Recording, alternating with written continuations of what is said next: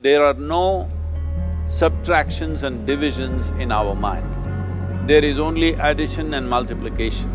I will just remove negative thoughts and I will have positive thoughts. All the best, it's not going to work. It's just that you need to pay little attention as to how it functions. You will see there is a distinction between what is you and what you have gathered.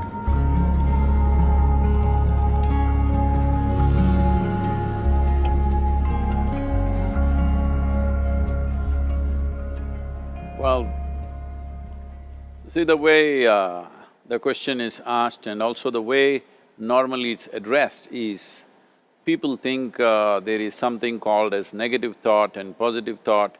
They want to remove the negative thoughts and have only positive thoughts. For such people, I would ask them to just experiment for 10-15 seconds. Let them forcefully remove one thought from their mind. For example, next 10 seconds, just don't think of a monkey. Try not to think of a monkey for next 10 seconds. You will see you will be full of monkeys. So what I'm saying is, this is the nature of your mind, because in this mind, all the three pedals are throttle. There is no brake, there is no clutch. Whatever you touch, it will only go faster.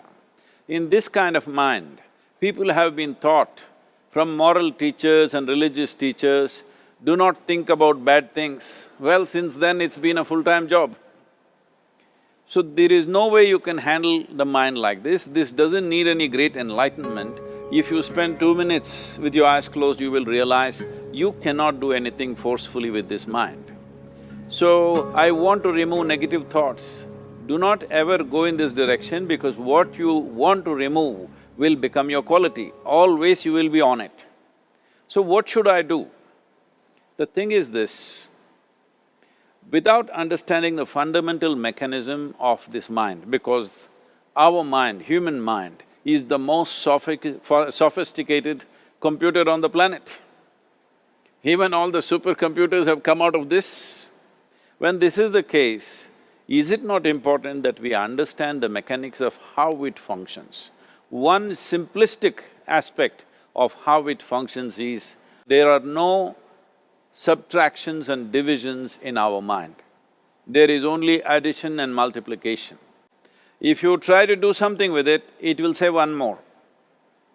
If you try hard, it will multiply into many more. In this mind, you don't try to identify what is positive, what is negative and try to remove it.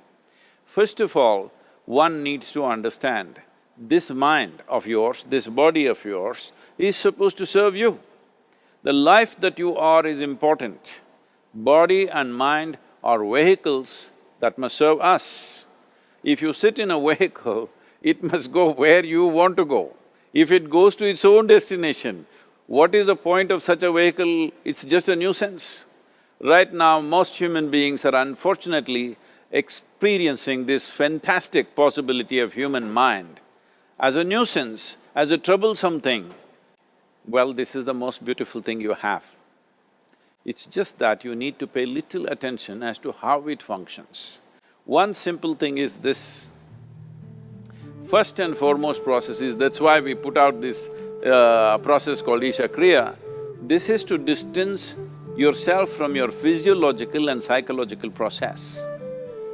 There is something called as you which exists. This is not a composite of all your thoughts and emotions and physiological processes. Beyond that, there is you. If you close your eyes, even if you cannot see anything, you're still there. It is through the window of your eyes that you're looking out, but if you close your eyes, it doesn't mean that you don't exist, you still exist. So beyond your thought, you still exist, beyond your emotion, you still exist. So that you, the life that you are, this has to come into your experience. Why is it that you're not allowing that to come into your experience, which is the most significant aspect of who you are? Who you are right now, the most significant aspect is, you and me are alive right now, this is it. What I'm thinking, what you're thinking is not the important thing. We are alive right now, that is the important thing. So, it is important that you focus on this fundamental sense of aliveness within you, and then you will see there is a natural distance between you and your thought process. Once there is a distance between your psychological process and your physiological process, this is the end of suffering. Because there are only two kinds of suffering that human beings go through, physical suffering and mental suffering. Once you create a little space between you and your mind, between you and your body, this is the end of suffering. This is something every human being has to experience and know, otherwise thinking I will just remove negative thoughts and I will have positive thoughts, all the best, it's not going to work 100%, it's not going to work because nobody can remove it, they can avoid it for some time. So when negative thoughts come, you say Ram Ram, Shiva Shiva, whatever you want, but this is just avoiding, it's not gone. The moment you stop that, it will pop back with great force, otherwise it'll come back in your dreams. So it's very important, first of all you need to understand your anger, your resentment, your fear, your anxieties, the negativity that you generate. Generally resentment, anger, it is always directed towards somebody. But we need to understand this is poisons that we are drinking and expecting somebody else to die.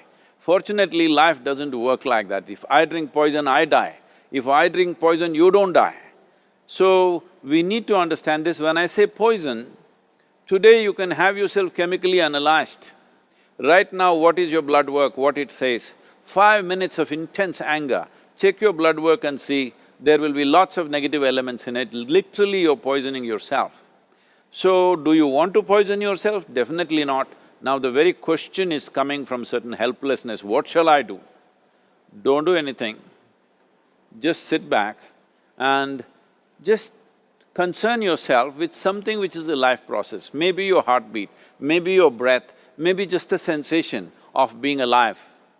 Depending upon how sensitive or how perceptive you are, accordingly, find something.